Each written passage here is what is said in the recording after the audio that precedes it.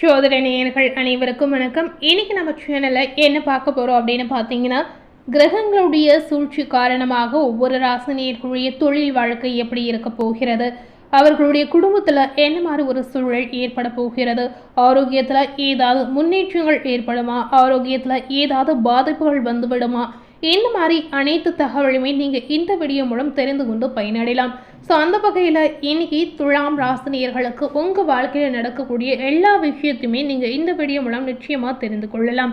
So எந்த மாதிரி விஷயத்தில் நீங்கள் கவனமாக இருக்கணும், எந்த மாதிரி விஷயத்தில் நீங்கள் முடிவு எடுக்கணும், எந்த மாதிரி விஷயத்தில் முடிவுகளை தள்ளி போடணும் என அனைத்து தகவலுமே நீங்கள் தெரிந்து கொண்டு பயனடைங்க. துலாம் ராசினியர்கள் எந்த நட்சத்திரத்தில் பிறந்திருந்தாலும் இந்த வீடியோவை ஸ்கிப் பண்ணாமல் முழுமையாக பார்த்து பயன்பெறுங்க.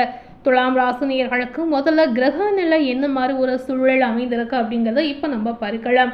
உங்களுக்கான கிரக நிலை பார்த்தீங்கன்னா, களத்திர ஸ்தானத்தில் செவ்வாய் சஞ்சாரம் செய்கிறார், அஷ்டமஸ்தானத்தில் சூரியன் இருக்கிறார், பாக்கியஸ்தானத்தில் புதன் மற்றும் சுக்கிரன் இருக்கிறார், தொழில்ஸ்தானத்தில் குரு இருக்கிறார், லாபஸ்தானத்தில் கேது இருக்கிறார், தனவாக்கு குடும்பஸ்தானத்தில் சந்திரன் இருக்கிறார், பஞ்சமஸ்தானத்தில் ராகு சஞ்சாரம் செய்கிறார், ரண ருண ரோகஸ்தானத்தில் சனி இருக்கிறார்.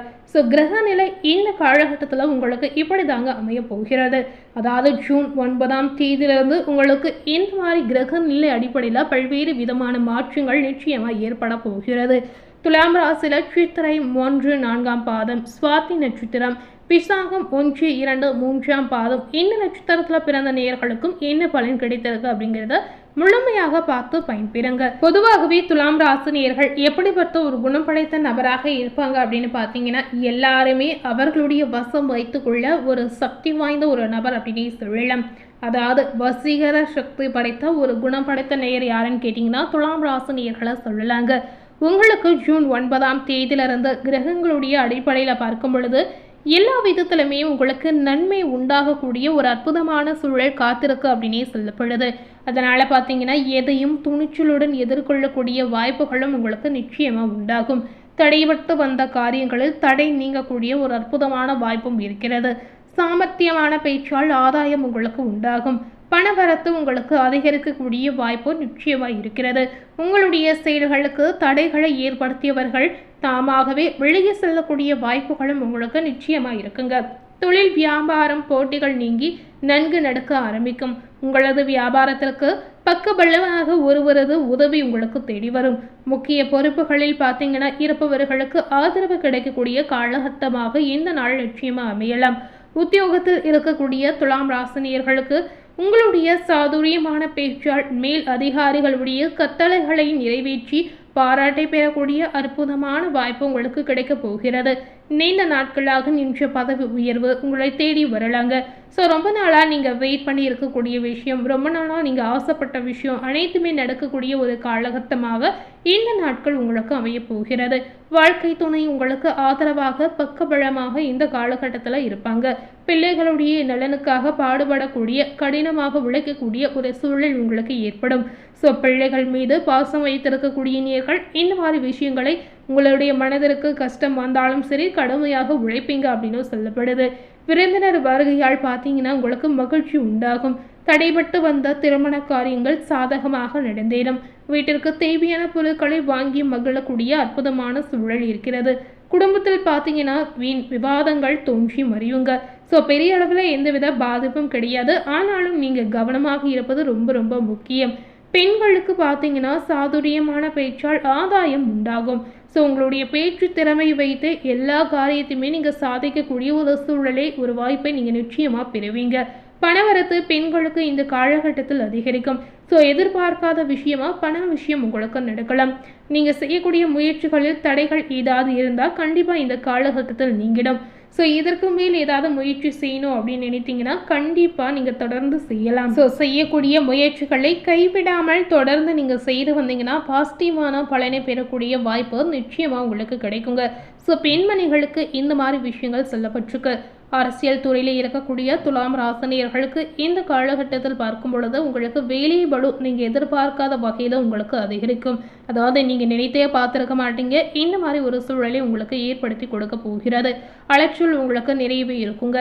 இதனால் உடல் சோர்வு மணல் சோர்வு நிச்சயமாக உங்களுக்கு ஏற்படும்.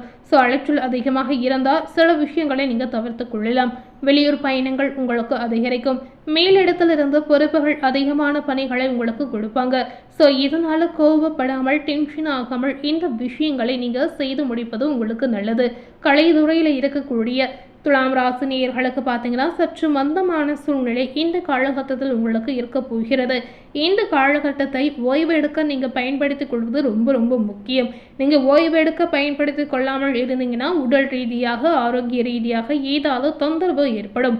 ஸோ இந்த மாதிரி விஷயங்களை நீங்கள் கவனமாக பார்த்து கொள்ளுங்க. வேலைகள் சற்று தாமதமாக வந்து சேருங்க. அது போலவே கவலைகள் உங்களுக்கு அதிகரிக்கும்.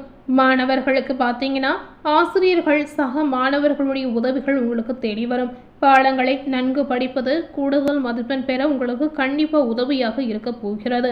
அடுத்ததாக பார்த்தீங்கன்னா துலாம் ராசியில் சித்திரை 3, 4ஆம் பாதம் நட்சத்திரத்தில் பிறந்த நேயர்களுக்கு இந்த காலகட்டத்தில் பார்க்கும் பொழுது இந்த காலகட்டம் உங்களுடைய திறமைகள் வெளிப்படக்கூடிய ஒரு அற்புதமான காலகட்டமாக உங்களுக்கு இருக்க போகிறது.